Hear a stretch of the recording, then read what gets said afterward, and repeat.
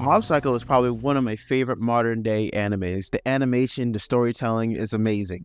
And the story will make you believe that you are actually in the anime with all these different scenarios on power or having superpowers. And I feel like Mob Psycho is just this big quote: great power comes great responsibilities. Because in every situation, we will think we would use these powers for this or use this power for that. But is it the right way to use your power? And Mob Psycho puts you in those situations on different people using powers for different reasons. So in this video, I'll be talking about Season 1, Season 2, and Season 3 of Mob Psycho 100. And try to give my interpretation of each season, because I feel like this show has some flashy animation, but there's so much behind every episode and every season. So I'm trying to get my interpretation of each season. And if my interpretation is different from yours, put it down in the comments down below, and let's talk about Season 1 of Mob Psycho.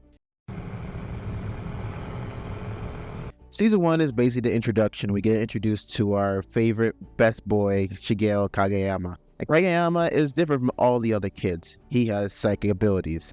But at times, he needs someone to calm him down and tell him how to use his powers. Who else to tell you how to use your powers is someone who doesn't have any psychic powers? Our favorite crypto scammer, Reigen. Reigen is basically the crypto scammer of the Mob Psycho universe. He is basically using Mob for his powers to exercise ghosts. As much as Reigen seems like a manipulative bastard and a person who's only using Mob for only his psychic abilities, he kind of comes as like a therapist to Mob. Because before now, Mob has never met anybody who has psychic abilities just as he does. But Reigen doesn't have psychic abilities, so he's just basically a therapist. And Reigen always tells Mob that to never use his psychic abilities on other people. And Mob promised never to use his ability on anybody, always keeping that promise to Reigen. That makes Mob stop using his psychic abilities around other people. And there's a lot of people in this show that tells Mob that you could become popular if you start using your psychic abilities in front of everybody else.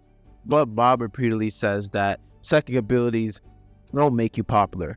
If you take the psychic ability away from Mob, he's just a normal person. That's why Mob wants to improve himself each and every day by joining the Body Improvement Club.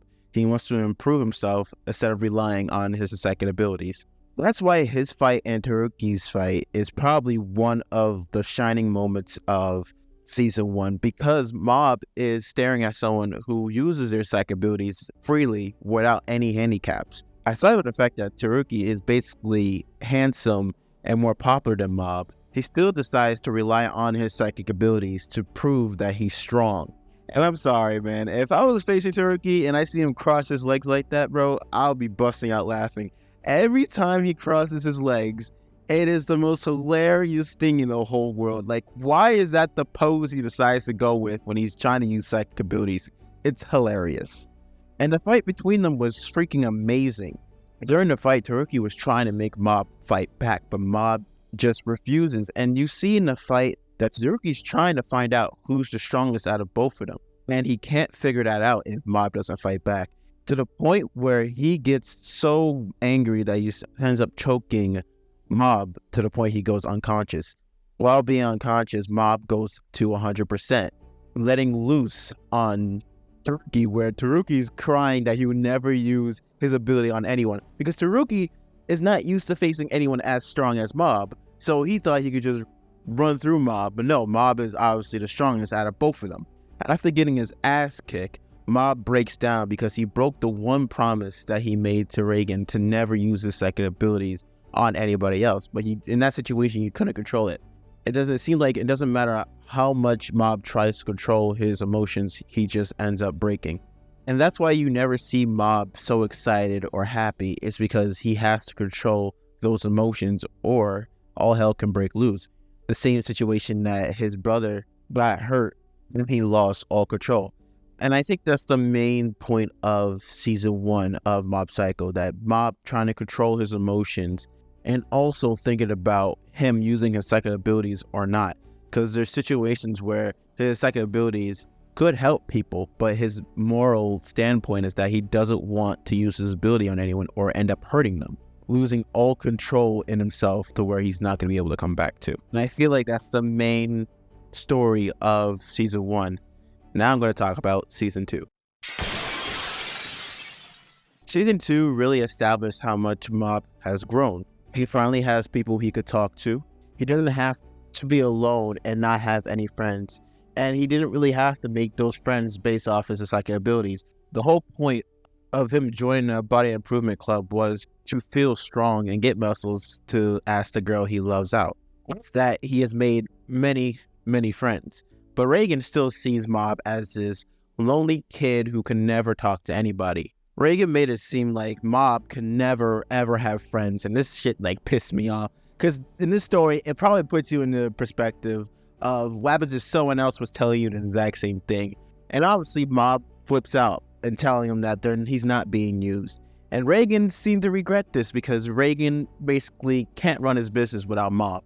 Mob is literally the center point of his whole business. As much as Reigen was saying they were using Mob, in itself, he was kind of using him too. Mob has grown so much, not being as shy as he was before, to where maybe season 1 he wouldn't be able to stand up for himself, but he has so many people behind him to where his confidence grow and grow each episode, to where he can help other people go through the same thing he's going through. While his psychic abilities could be a curse, it could also be a blessing in disguise. And also, I'm going to say the one battle of this whole season that made this season probably the best season of Mob Psycho is Ryo versus the former members of SCAR. That fight was fucking amazing, bro. It was incredible, man. Ryo had his Madara moment in that situation, and I love it. Bro, the high action in this, bro. Season 2 is probably one of my favorite seasons of Mob Psycho because that fight just made the whole series just 10 times better, in my opinion. It was probably one of the best seasons of Mob Psycho. Now let's talk about season 3 of Mob Psycho. I'm going to be honest about season 3. I think it's probably one of the lacking seasons of Mob Psycho, and I'll go into it more in a few.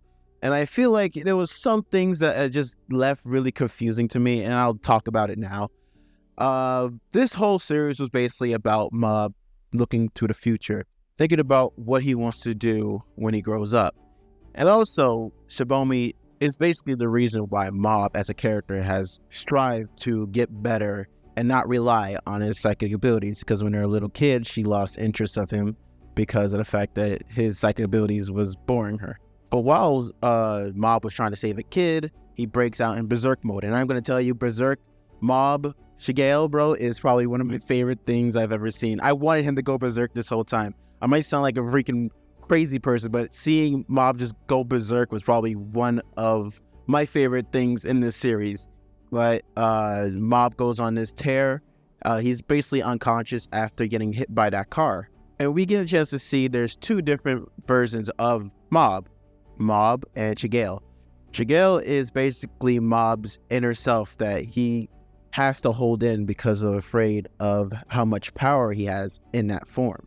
And Mob is someone who wants to improve himself by what I said, not using his psychic abilities. Shigeo thinks that if he shows how powerful he is to Shibomi, then she will actually consider dating him. But Mob doesn't want to do that. He just wants to ask her out. And after destroying this whole entire city, Mob gets a chance to ask Shibomi if she will want to date him. But she rejects him. And in my head, I'm like, he destroyed a whole city for you over his nerves that made him go berserk. And you say no?